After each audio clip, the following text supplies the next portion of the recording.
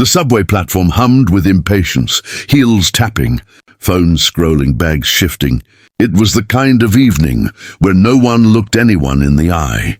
The city's underworld buzzed with life, yet no one was truly present, except Elijah Ward. He stood near the far end of the platform, glaring at his Rolex every 15 seconds, like that would make the train appear faster. His suit was too clean for this place. Navy blue, Italian cut, no wrinkle in sight. His leather shoes hadn't touched a dirty sidewalk in years. He looked like a man who belonged behind tinted limousine windows, not among the crowd waiting for a delayed train. The driver had called, flat tire. The backup was caught in traffic. His assistant had begged him to wait, but Elijah was not a man known for patience. So now here he was, under fluorescent lights, inhaling recycled air and regretting every minute of this decision. He adjusted the cuffs of his shirt, ignoring the stares from people who recognized him but didn't quite believe their eyes.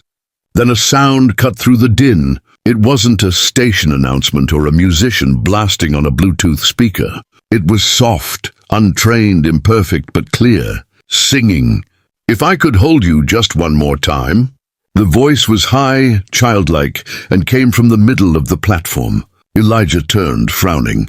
In a sea of noise, this melody stood out, not for its perfection but its purity. He spotted her. A little girl sat cross-legged on a crate near one of the columns, barefoot and holding a small, battered ukulele. Her dress was faded pink, too short at the ankles. Her knees were scratched, her face a little dirty, but she sang with a kind of innocent power that made even the loudest conversations pause. A small plastic cup rested by her side with a few coins inside. Quarters, dimes, even a couple of folded singles. "I'd trade the world for your hand in mine." The words struck Elijah strangely. He didn't know why, but he kept watching. Something about the girl, maybe the way she wrinkled her nose between verses, or her soft lisp, made it impossible to look away. People moved past her uninterested. A businessman dropped $1 without looking. A woman in heels slowed down, smiled, then walked on. Elijah's feet, however, stayed rooted. The train roared into the station at last, wind surging past his legs. Commuters surged forward, but Elijah remained still. The girl's song louder in his ears than the steel of brakes or the hiss of doors. The girl kept singing, and without knowing why, Elijah stepped back from the yellow line and stayed. Something about this child, something he couldn't name, tugged at him. His phone buzzed in his coat pocket. He ignored it. She looked up briefly, eyes meeting his for just a second, and smiled.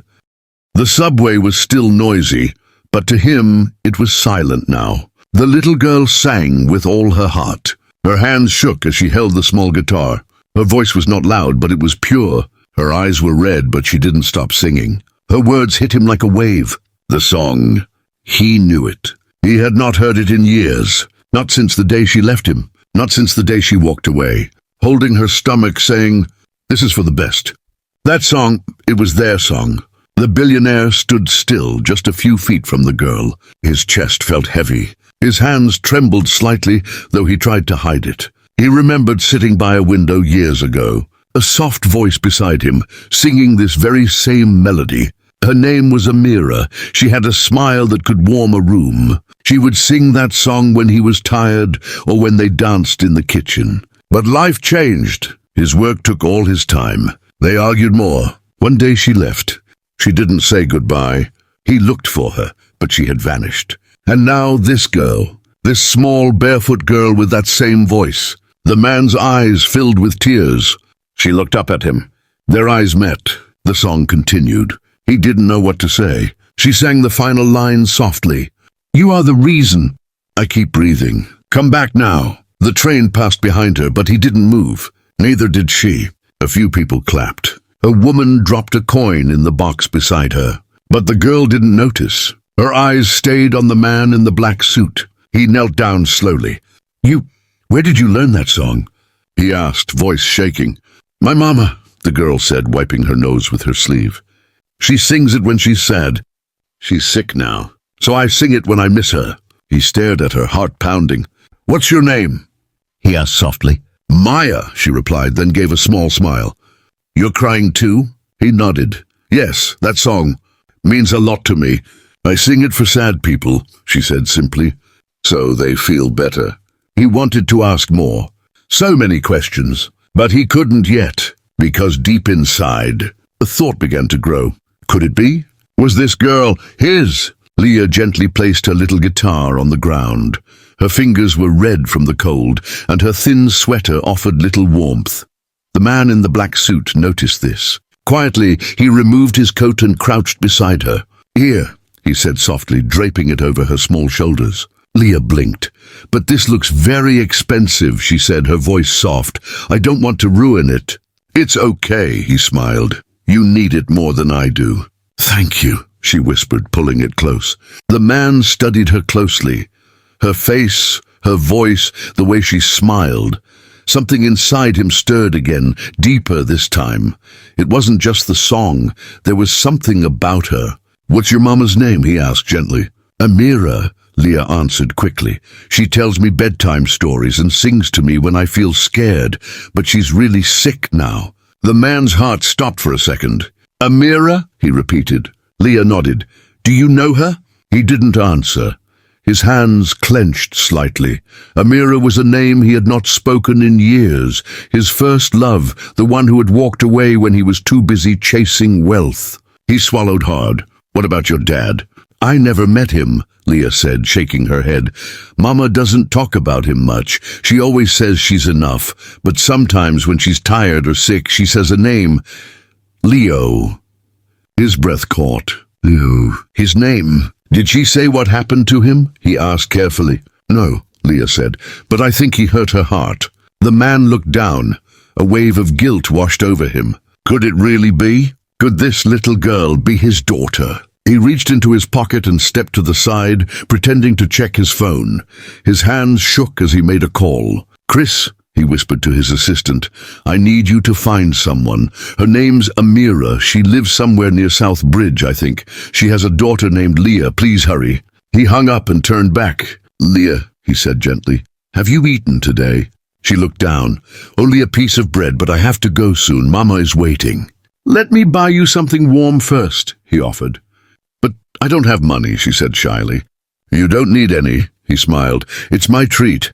Soon they sat inside a small cafe nearby. She picked a bowl of hot soup and bread. He ordered extra cake and juice. She looked amazed. "This is all for me?" she asked, eyes wide. He nodded. "You deserve it." As she ate, he studied her again. Her gentle way of wiping her mouth, her quiet smile, all reminded him of Amira. His phone buzzed, a message from Chris. "I found her. Amira lives in Southbridge Apartments. No father listed. Daughter's name Leah." His heart dropped. He looked at Leah.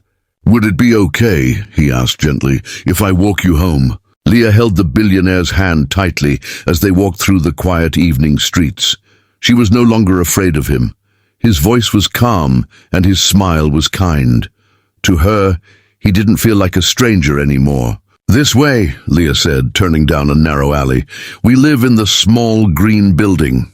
Leo's chest tightened as they passed cracked sidewalks and flickering streetlights. This part of town was hidden from the world he knew. No clean marble floors or shiny cars, just rusted gates and old doors. And here, his daughter had been growing up. Without him. They stopped in front of a metal gate with peeling paint. "We're home!" Leah called out happily as she pushed it open. Leo followed slowly, taking in everything. The tiny garden with wilted flowers, the broken wooden steps, the single laundry line with clothes swaying gently in the breeze. Inside, the house was small but clean. The air smelled of warm ginger tea and dried herbs. "Mama?" Leah called again as she placed her guitar by the wall. Her soft voice came from the back room. "Leah, is that you?" Leo froze. That voice, it was her, Amira. The woman stepped into view slowly, holding onto the wall for balance. She looked pale, thinner than he remembered, but her eyes were the same, warm and deep, like quiet water. When her eyes met his, she stopped. The cup in her hand slipped and shattered on the floor. "Leo," she whispered, barely breathing. He took a step forward. "Amira." She backed away. "Why are you here?" Leah looked between them, confused. You know each other? Amira placed a trembling hand on the table to steady herself. Leah, sweetheart, go to your room. I need to talk to this man. But it's okay, Leo said softly, kneeling down to Leah's level. I'll explain everything soon, I promise. Leah nodded and walked to her small room, still watching them.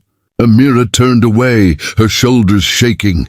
You don't get to just show up like this, Leo. I didn't know, he said, voice breaking. I didn't know about her. She looked at him sharply. You never gave me the chance to tell you. You were always too busy, too important. I was wrong, he admitted, stepping closer. And I've been searching for you for years, but I never expected. He looked toward Leah's room. She looks just like you. Amira wiped her tears quickly. She's everything to me. I want to be part of her life, Leo said gently, if you'll let me. She looked at him long and hard, then finally whispered, she deserves the truth, but not tonight. She's had a long day. Leo nodded. I'll wait. Amira looked toward the closed door where Leah had gone. She called you kind, she said softly. I never thought I'd hear that about you again. Leo smiled through his tears. She makes me want to be better. The morning sun peeked through the small curtain of Leah's room. She was already awake, sitting cross-legged on her bed, gently strumming her tiny guitar. Her stomach felt strange, like butterflies were flying inside. She didn't understand why. Outside her door, she heard soft voices. Mama, are you okay? She called. Amira stepped in with a small smile. Yes, sweetie. Can you come to the living room? We need to talk. Leah followed quietly, hugging her guitar. When she reached the couch, she saw him, Leo, sitting on the edge like he wasn't sure if he should stay. She smiled. You came back. He nodded, trying to smile too, but his eyes were red. Amira sat beside her daughter and gently took her hand. Leah, she said carefully, remember how I always said your daddy was far away? Leah nodded. You said he left to build houses, but you never told me his name. Amira looked down. I didn't lie. He did leave, and his name is Leo. Leah blinked.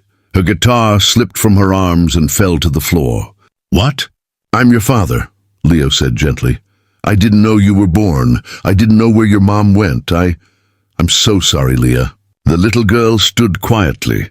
Her lips trembled. But you're the rich man from the subway, she whispered. You have a big watch and shiny shoes. Leo smiled sadly. That's true, but none of that matters. The only thing I want now is to be your dad. Leah looked at her mum. Amira was crying, not loudly, just small, silent tears, the kind that fall when you've been strong for too long. You left her, Leah said, pointing to her mother. She was sick, she had no money, I had to sing in the subway. I know, Leo said softly, and I hate myself for that. But if you let me, I want to fix everything. I want to be with you, both of you. Leah picked up her guitar and held it close. She walked over to Leo. She looked him in the eyes so close they could see their tears in each other's. Can you sing? She asked suddenly. Leo blinked. Sing? Yes, she said. If you're my dad, you have to sing the song. Leo hesitated, then nodded. He cleared his throat. You are the reason I keep breathing. His voice cracked, but he kept going. Amira covered her mouth. Leah stood still, watching every word. When he finished, she smiled, a small, shaky smile, and whispered, Okay. Leo looked up. Okay? You can stay, she said, but you have to promise. Anything, Leo replied. You have to sing with me in the subway, she said, wiping her eyes, because that's where you found me, and that's where I'll always remember. Leo pulled her into a hug, crying softly into her little shoulder. I promise, he whispered, I'll never leave again.